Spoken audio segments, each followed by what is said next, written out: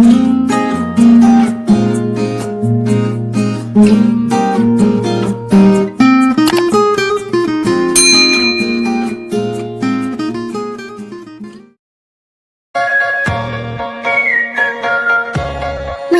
lagu secara tunggal atau solo.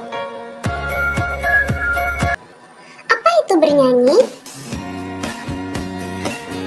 Anak-anak, bernyanyi adalah melantunkan suara dengan nada-nada yang beraturan. Bernyanyi merupakan aktivitas yang menyenangkan bagi siapa saja yang sedang bahagia, sedih, ataupun dalam keadaan yang tidak menentu. Karena dengan bernyanyi, hati menjadi terwakilkan lewat alunan musik dan lirik lagu yang indah. Ada beberapa jenis penampilan bernyanyi yang sering kita lihat di televisi ataupun secara langsung di sebuah panggung. Ada yang bernyanyi sendiri dengan diiringi musik dari CD, ada juga yang tampil dengan band yang lengkap. Lalu ada juga yang bernyanyi bersama-sama lebih dari 2 orang, atau yang kita kenal dengan vokal group atau paduan suara. Jenis penampilan vokal solo atau tunggal seringkali dinilai penampilan yang paling sederhana dan tidak banyak membutuhkan banyak sarana dan prasarana. Padahal, sebenarnya sama saja. Setiap penampilan vokal solo justru memiliki beban yang lebih berat karena seluruh keberhasilan penampilannya sangat tergantung kepada sang vokalis atau penyanyi itu sendiri. Anak-anak, yuk kita simak hal-hal yang harus benar-benar dipahami dan disiapkan seorang vokalis yang akan bernyanyi solo atau tunggal.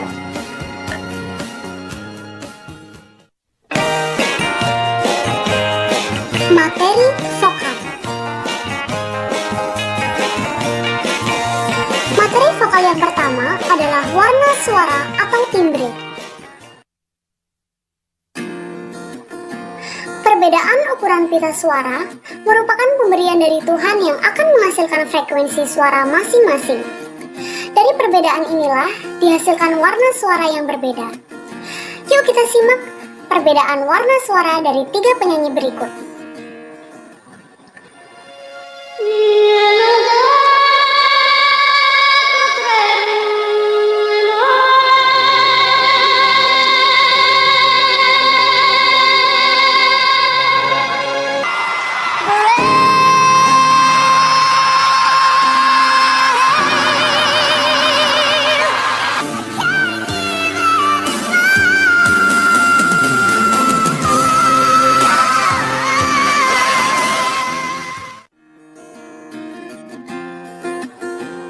Nah, dari 3 penyanyi yang baru saja kalian tonton, terdengar jelas kan perbedaan warna suara masing-masing penyanyi tersebut?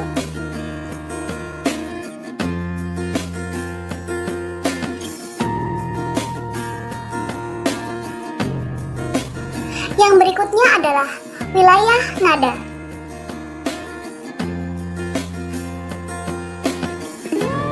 Kemampuan seseorang dalam mencapai ketinggian dan rendahnya nada menyebabkan seseorang memiliki wilayah nada tertentu.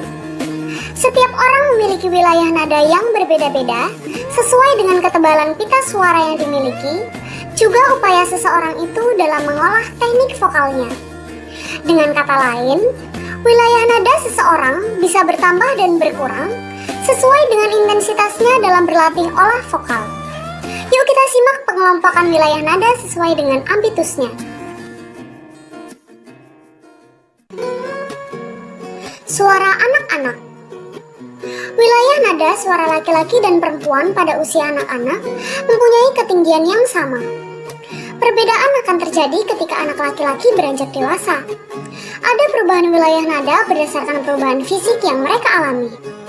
Yuk kita simak batas wilayah nada yang dimiliki oleh anak-anak. Suara anak-anak rendah, wilayah nadanya dari G3 sampai dengan G4.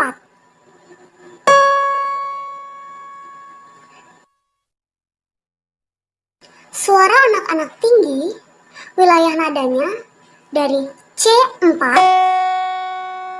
sampai dengan E5.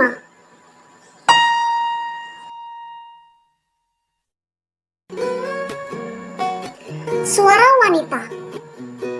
Suara tinggi wanita disebut dengan sopran. Suara sedang wanita disebut dengan mezzo-sopran. Dan suara rendah wanita disebut dengan alto.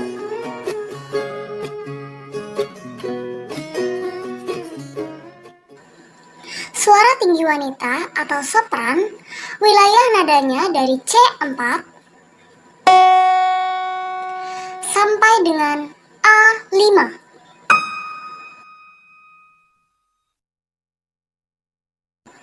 Suara sedang wanita atau mezzo-sopran, wilayah nadanya dari A3 sampai dengan F5. Suara rendah wanita atau alto, wilayah nadanya dimulai dari F3 sampai dengan D5.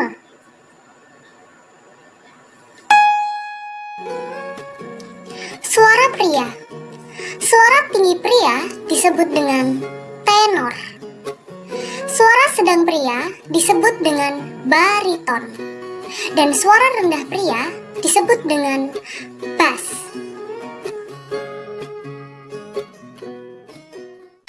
Suara tinggi pria atau tenor, wilayah nadanya dari C4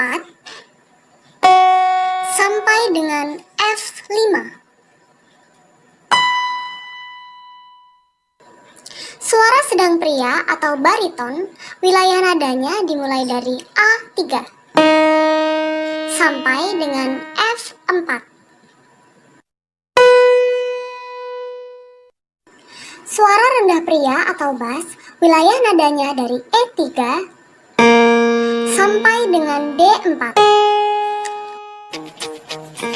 Anak-anak, kalian baru saja menyimak penjelasan tentang warna suara atau timbre dan wilayah nada.